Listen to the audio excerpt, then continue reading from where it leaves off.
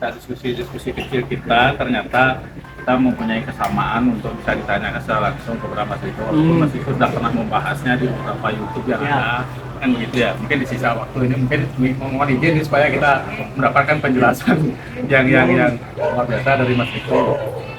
Mas Riko pernah menyinggung masalah tantra di sana. Jadi kan ada beberapa ekstrim-ekstrim laku-laku spiritual yang biasa dijalankan oleh orang Jawa maupun orang Bali. Apalagi di Bali ini kita banyak mewarisi hal-hal yang seperti itu. Contohnya lah seperti Lea itu. Lea itu kan kita dengar-dengarnya seperti generasi saya tidak pernah melihatnya, tidak pernah merasakannya, tidak pernah ketemu. Tapi hal-hal yang begini itu adalah bagian dari tantra. Kalau Lea itu perwujudannya mungkin masih kalau kita lihat di Bali sekarang itu kan ada barong, rando dan segala macam itu adalah bagian dari ini tantra itu terkait tantra. Nah, tantra itu kan seperti Mas Iko pernah singgung juga itu namanya tantra Bhairawa. Nah, hal-hal yang begitu itu bagaimana kita bisa menjelaskan dari sisi kesadaran? Apakah itu memang ada yang nyata sama dengan misalnya Ratu Pantai Laut Selatan itu Nyiroro Kidul itu dijelaskan dengan berbagai macam versi kan? Nah, terus menurut Mas Riko itu dari sisi kesadaran ini bagaimana nih menjelaskan fenomena-fenomena yang seperti ini nih yang masih kita anut sampai sekarang ini, apakah benar itu ada apa namanya ilmu-ilmu kesaktian-kesaktian yang seperti itu? Sebab di Bali ini umrah ini sampai hari ini pun kita warisi dan kalau misalnya boleh banyak lebar lagi sedikit ada waktu saya mengalami sendiri waktu masih kecil gitu. Bagaimana orang itu trans misalnya di pura itu.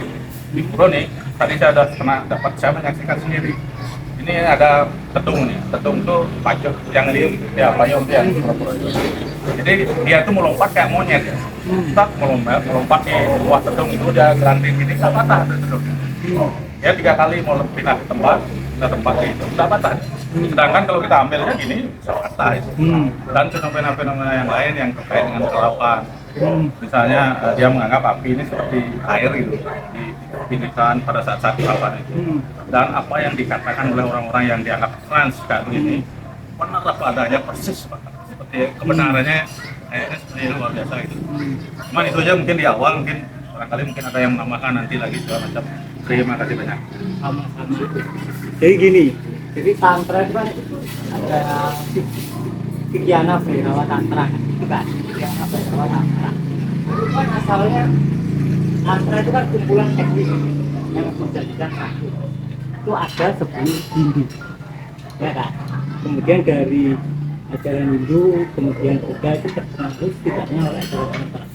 Jadi kayak menyadari nafas, vipassana itu terpengaruh oleh teknik tantra, dimana teknik tantra itu menyadari jeda antara dua nafas, kemudian menyadari luar, kemudian di vipassana dipermudah setidaknya menyadari nafasnya dulu, jadi pelan-pelan akan sadar jedanya. Itu kan salah satu bentuk kulturisasi kan, nyampur gitu. Jadi kayak Gautama mengadaptasi teknik tantra kemudian jadi vipassana, ada pengaruh gitu. Karena ketika beliau kecil ya kemungkinan dia mendengar teknik-teknik itu, atau ketika dia berguru selama 12 tahun sebelum duduk di bawah pohon Bodhi dia mendengar ajaran-ajaran seperti itu, melakukan teknik-teknik seperti teknik Hindu, tantra kan banyak kan. Kemudian contoh gini lah, ada 2 orang, yang satu ini mentalnya main-main, yang satu ini serius. Kita bagi 2 aja biar gampang. Dua-duanya sama-sama diajarin untuk menyadari jeda antar nafas. Yang main-main ini prakteknya akan benar, kemungkinan benar 90% benar. Dia nggak akan nyari jedanya karena dia main-main. Dia cuma menyadari nafas, lama-lama karena main-main dia rileks, dia santai. Oh ternyata ini jedanya. Kemudian jeda disadari sebagai ruang. Tapi yang serius dia akan mencari jedanya. Ketika kita nyari jedanya kita nggak akan nemu, karena yang mencari adalah yang dicari. Kayak kita mencari mata, mencari dirinya sendiri, nggak bisa kan. Jadi ketuhanan adalah yang melihat melalui mata semua orang, melalui mata kita. Yang melihat melalui mata kita dengan yang melihat melalui mata Uma itu sama kualitasnya, nggak mungkin beda, ya kan. Contoh kekosongan di sini sama kekosongan di botol itu kekosongan yang sama. terpisah nggak kekosongan di dalam sini sama situ? Enggak kan? Contoh lain, ini kan ada kekosongan. Misal ini tak pindah ke sini, kekosongannya kemana? Enggak kemana-mana kan? Paradoksnya kan di situ kan. Jadi tidak bisa dikatakan dan tidak bisa dikonsepkan karena kosongnya ketika dipindah di sini ada, ya kan? Nah kemudian ketika dua orang ini kepisah, akhirnya kan terjadi sekte kan. Yang ini benar, arahnya benar, tracknya, yang ini agak melenceng, ya kan? Ada satu jenis lagi, dari kecil dia percaya gaib, ketika praktek itu hasilnya akan beda. Sama kayak mirroring ketika dipraktekkan oleh orang yang nggak ada dogma gaib, dia nggak akan melihat macam-macam. Contoh lah, jadi dulu itu mirroring awalnya diajarkan di berjiwa untuk durasi lama. Kita ada 500 alumni, dia itu nggak pernah melihat macam-macam, nggak melihat macan, asap, setan waktu mirroring. Tapi begitu itu mirroring dibawa di audien ngaji Roso, hampir semuanya mengalami macan. Atau tiba-tiba melihat pocongan, tiba-tiba melihat asap, intinya gaibnya itu keluar. Berarti kan tergantung yang praktek, bukan tekniknya. Ketika yang latar belakang si praktisi ini akan mempengaruhi apa yang muncul. Dan kemudian ketika yang melihat macan ini menyebarkan tekniknya, akan terjadi kesalahan teknis. Biasanya ketika suatu ajaran itu udah diturunkan beberapa generasi, itu pasti akan kehilangan agak kehilangan esensi aslinya. Contoh aku bilang botol ini warnanya putih terus tulisannya aqua. Bisa jadi dari semua orang ini akan ditambahi, karena mendengarnya itu kadang nggak kedengaran, kadang ya ada yang terdengar. Kemudian di generasi selanjutnya pasti terjadi agak miskomunikasi lagi. Akhirnya setelah itu, Tantra kan udah lama, sebelum Masehi bahkan kan, anggaplah 3000 tahun, kira-kira ada pergeseran makna. Nah, alirannya pun Alirannya kan banyak kan. Pertanyaan saya tuh begini, kalau di Tantra itu adalah sebuah teknik, sebuah jalan, kalau itu dijalankan seperti apa yang di petunjuk itu, pencerahan juga terjadi. Jadi asal nggak ada praktisinya, paradoksnya di situ. Apa yang membedakan antara ada praktisi sama nggak ada, itu adalah soal keseriusan. Kalau sampean serius, semua nggak akan tercerahkan. Kalau sampean main-main, semua akan tercerahkan. Ya, itu yang didefinisikan usaha atau upaya supaya tidak kalau diupayakan enggak terjadi itu. Iya, tapi paradoksnya ternyata setelah tercerahkan tidak ada orang yang tercerahkan. Contoh ya, ada lautan sama ombak, terus ombaknya sadar, oh ternyata aku lautan, yang tercerahkan tuh ombaknya atau lautannya? Contoh ya, ada lautan, ada ombak nih. Setelah dia main-main praktek meditasi, praktek teknik, tiba-tiba dia sadar, oh ternyata aku lautan. Tapi sadarnya tuh mengalami lautan kan, bukan sadar pengetahuan kan. Dia hadir sebagai lautan. Pertanyaannya, yang tercerahkan ombaknya atau lautannya? Ombaknya yang merasa tercerahkan tapi yang tercerahkan sebenarnya adalah lautannya. Dan sejak awal sudah tercerahkan, ya kan? Tidak ada yang tercerahkan. Nggak ada, ya kan? Iya. Paradoksnya kan di situ. Kan kita nggak bisa ngomong, oh aku tercerahkan, nggak bisa. Ya kan? Ya, jadi teori yang Mariko ini bisa artinya kan di garis besarnya menjelaskan hal-hal yang penting tadi itu, entah penampakan, apakah itu terang dan segala macam, ya menjawab itu semua. Ya. Gitu. Jadi semakin ini jadi tidak ada yang salah yang benar dalam proses-proses itu sebenarnya. Nah itu kan jalan sama dengan vipassana tadi itu. Jadi kalau menyadari napas segala macam itu adalah sebuah jalan. Ketika jeda terjadi kan dia semuanya tercerahkannya terjadi di situ. Betul. Jadi intinya poinnya adalah istirahat.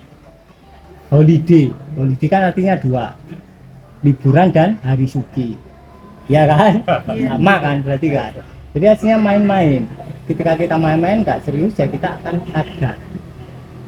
Jadi 100 tantra kan ada 112 teknik kan, totalnya. Dari semua teknik itu aslinya mengajarkan untuk berperhatian itu istirahat. Main. Ya kan, main kan. Main itu kan disebut sebagai main karena adanya perhatian ke suatu objek. Misal aku memperhatikan dulu, ya kan, kan menyempitkan, ada aktivitas. Nah, perhatian itu adalah aktivitas pertama dari kesadaran. Ketika kita tidak memperhatikan apapun, artinya istirahatnya perhatian, kita akan balik arah, memperhatikan yang sedang memperhatikan, tapi nggak ada entitasnya, sadar bahwa sedang sadar. Jadi yang diperlukan adalah aslinya mengistirahatkan perhatian, membalikkan arah. Contoh, coba sampean tunjuk ini, sampean tunjuk aja, sampean perhatikan, udah, sampean tunjuk sebelahnya, udah, sampean tunjuk botol ini, sampean tunjuk ini. Sekarang tunjuk wajah sendiri, cari tahu yang melihat. Gampang. Itu kan istirahatnya perhatian. Sebelumnya memperhatikan ini, memperhatikan ini, sekarang memperhatikan yang memperhatikan. Aslinya gitu doang. Tapi karena pikirannya terlalu luas, akhirnya agak diputeri di rating. Karena untuk menjelaskan ada dua hal tadi itu kan. Jadi kalau kita tadi melihat kan ada penampakan, ada kesaksian, ada apa. Karena memang di medsos ini kan kemarin ini kita dapat nih di medsos itu ada di mana di Jawa itu ya, ada orang yang berumur sampai 112 tahun gitu. Sampai lelah dia hidup itu, dia ingin disembelih supaya dia mati karena dia menjalankan laku rawa ronte apa namanya istilahnya itu, kayak itu ilmu itu. Ternyata kita pikir oh, kita ada ilmu itu, ilmu yang tidak mati-mati ini, tapi dia merasakan kesakitan, penderitaan, dia tetap alami, makanya dia minta disembelih. Dia datang ke penyembelihan hewan, bro, disembelih, tolong sembelih saya ini gitu dia.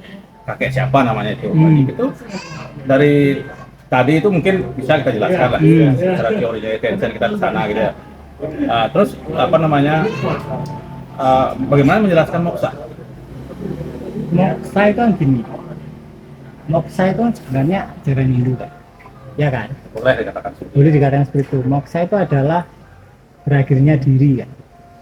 Kalau kita mau maknain secara detailnya, adalah berakhirnya entitas pribadi, berakhirnya perhatian yang eksklusif menjadi sumbernya. Tapi ketika itu terus-menerus didengungkan, akhirnya terjadi pergeseran makna dan kemudian dibesar-besarkan. Biasanya gitu.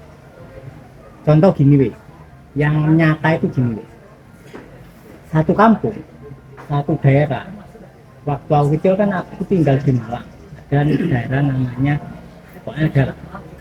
Cuma di situ lah nenekku itu terkenal sakti, bisa ngilang waktu perang lawan Belanda itu, bisa ngilang. Nenekmu itu sakti, bisa ngilang. Nah itu hampir semua orang itu bilang di satu kampung. Aku tanya nenekku, "Nek, kamu beneran bisa ngilang nggak?" "Enggak, aku cuma sembunyi di bawah pohon." Nah berarti kan ada pergeseran cerita kan. Misal si A ini, loh neneknya kok tiba-tiba hilang dari sudut pandang sini, ternyata neneknya sembunyi. Kemudian ini cerita ke tetangganya, sama tetangganya ditambahin, terus sama ininya ditambahin, akhirnya ini nenek ini sakti, bisa ngilang, bisa nyantet orang. Nah yang perlu agak kita perlu lebih memperhatikan itu di cerita-cerita semacam itu yang sebenarnya tidak terlalu penting untuk dibahas, iya kan? Ya. Contoh kayak ada orang ingin terbang, sampean kasih aku 1 juta aja lah, tak terbang naik pesawat tapi ya kan, daripada kita berpuluh tahun belajar ilmu terbang kan, cari yang gampang. Kalau kita mau belajar telepati ya beli HP, install WhatsApp, ya kan. Kalau mau belajar agak sukma ya WhatsApp juga ada video callnya, virtual ketemu kan, sudah disediakan teknologi. Jadi jangan nyari yang terlalu aneh. Nah tapi kalau soal yang setan ya Kalau kita mau hubungkan ya di Indonesia itu adanya pocong, di Amerika adanya hampir kan, di Amerika ada pocong, nggak ada kan?